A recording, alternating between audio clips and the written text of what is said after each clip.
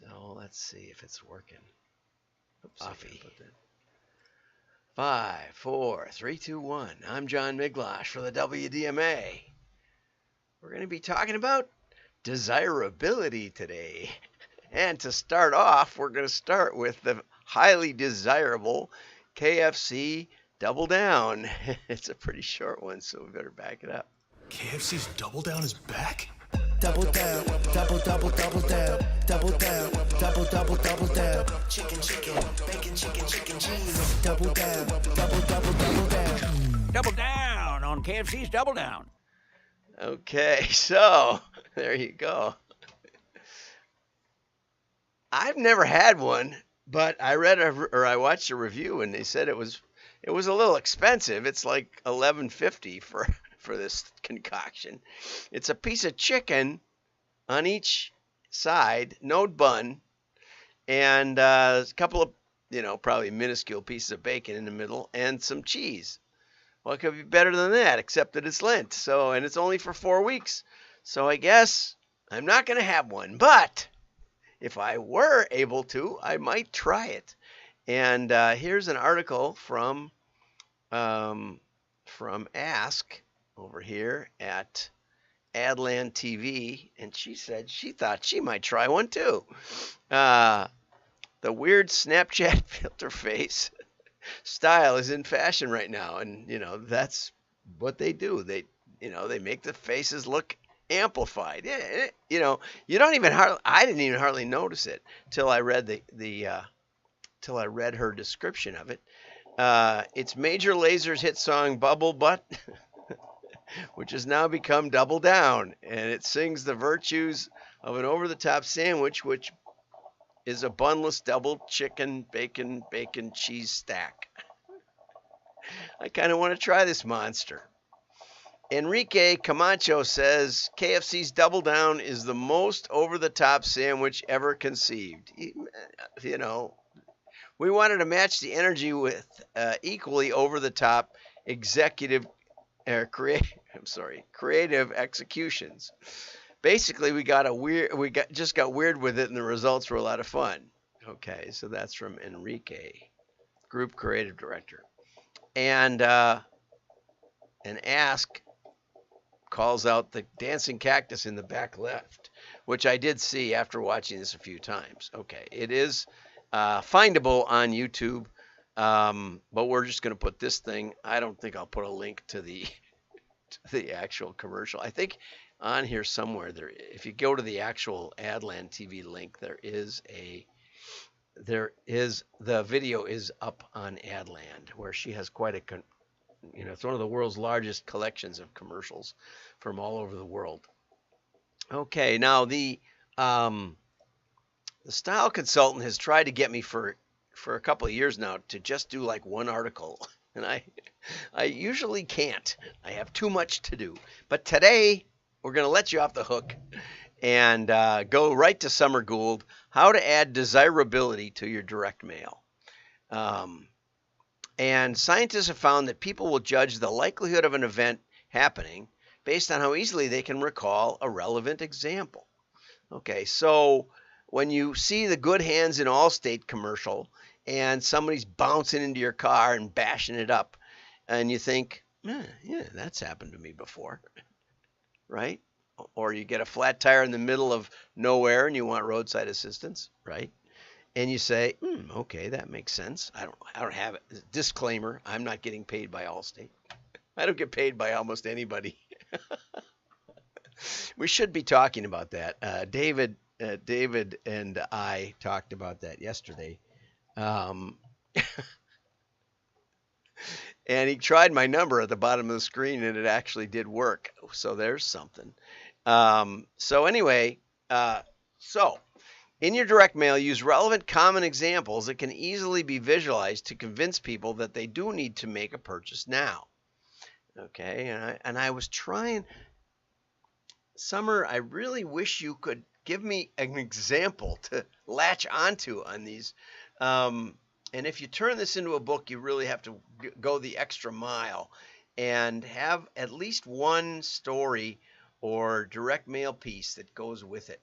I was thinking back to a piece of mail I worked on that showed it was a laminate, it was a three-fold laminate brochure with an address label stuck on, and it had a picture of King Tut's artifacts and a pyramid in the background.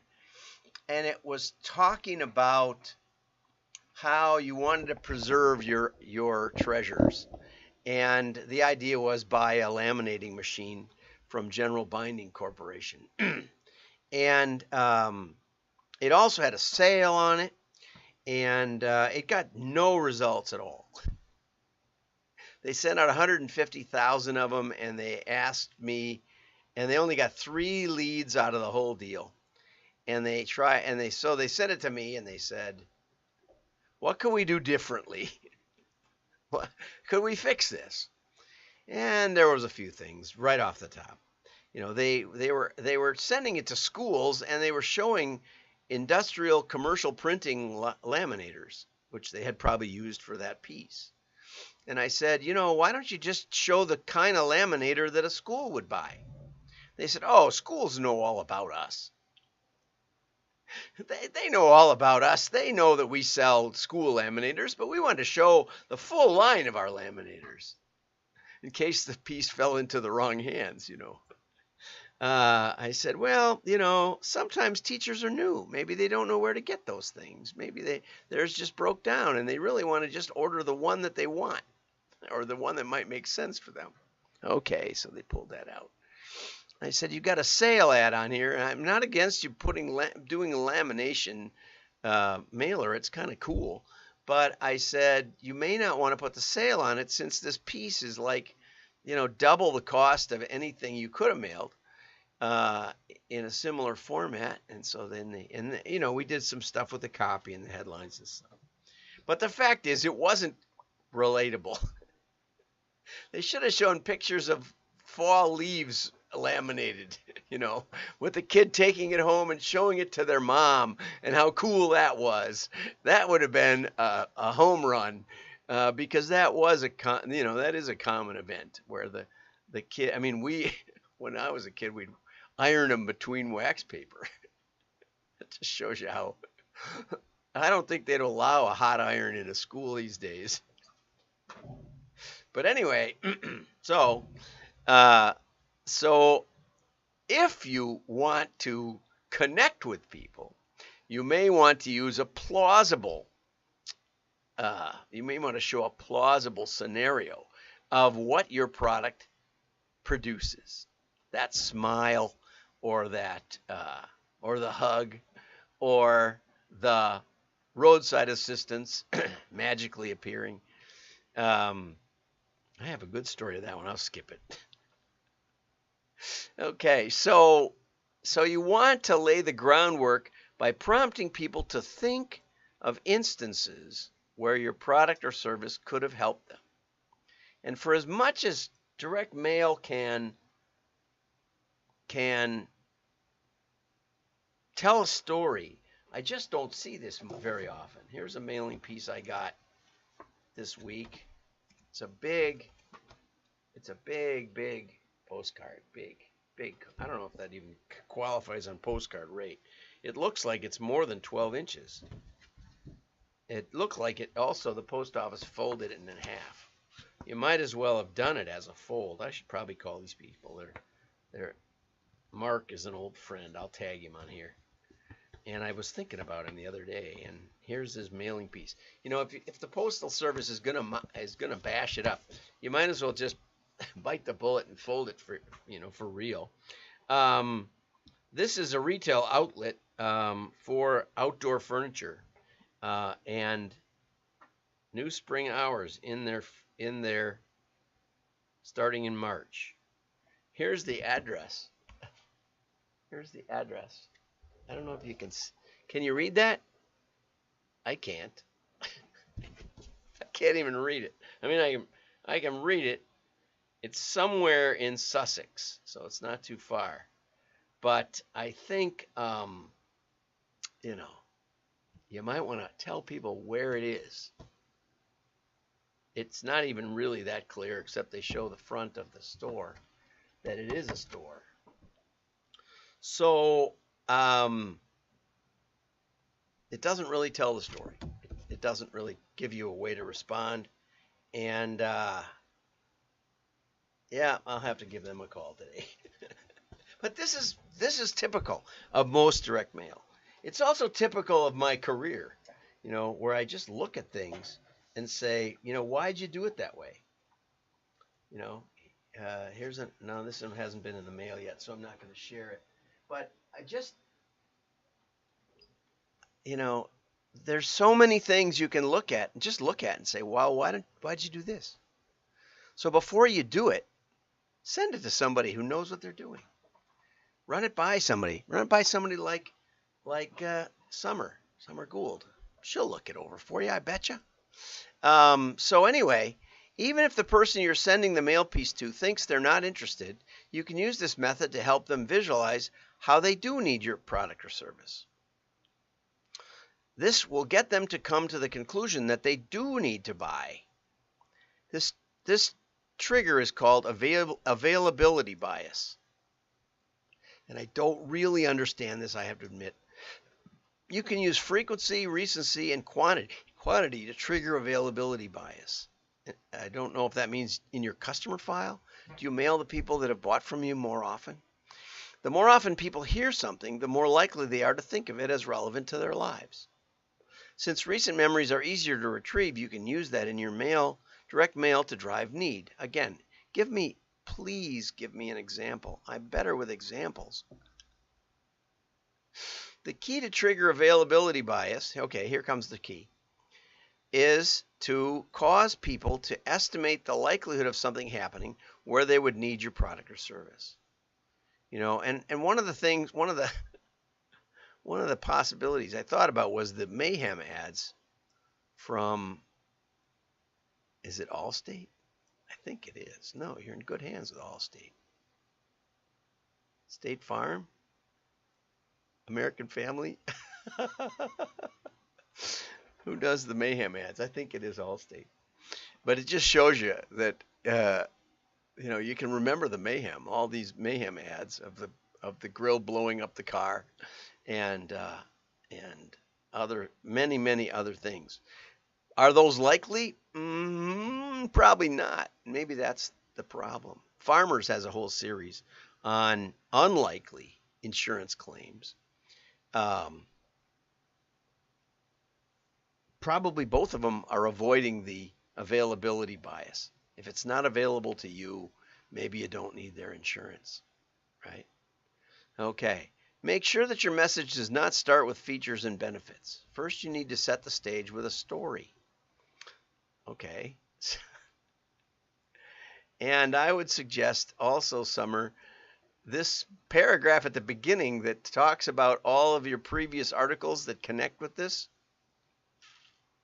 I would put it at the end. It's not really engaging anymore. It's too much. It's almost a full page of recap.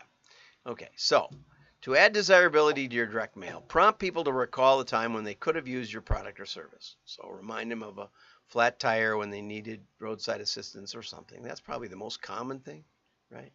Get them to imagine a future in which they are happy using your product or service. And again, the story of the laminated fall leaves might be a good one. Focus your marketing so that you are well known for one thing. That way they will automatically think of you when they need that one thing.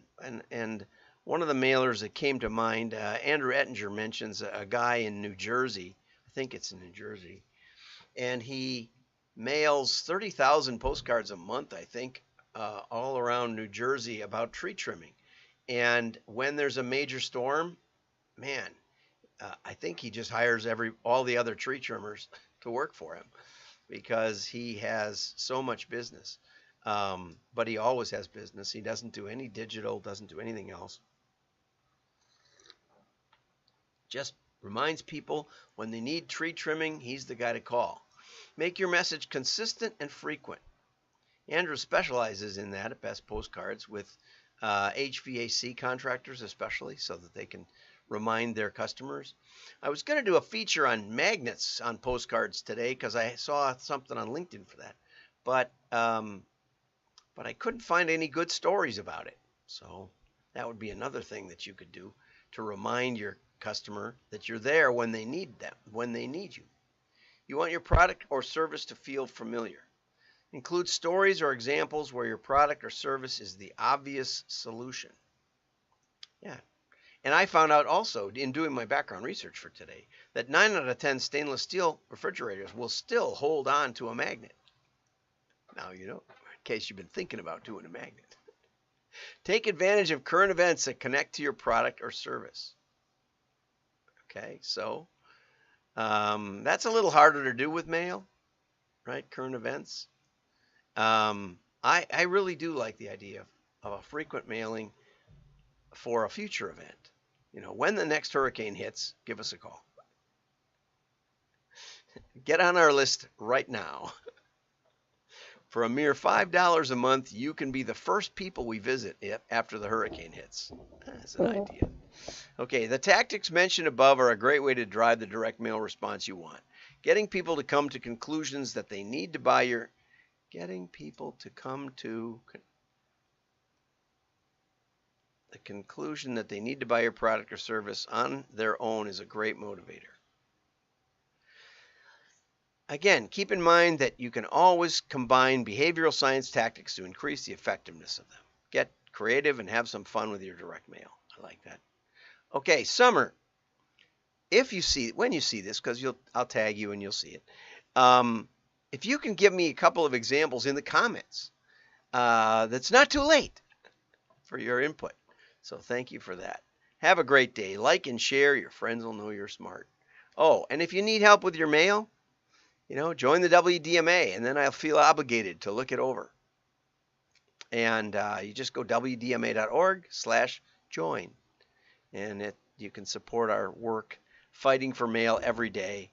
I don't think there's anyone else in the world who is. Bye-bye.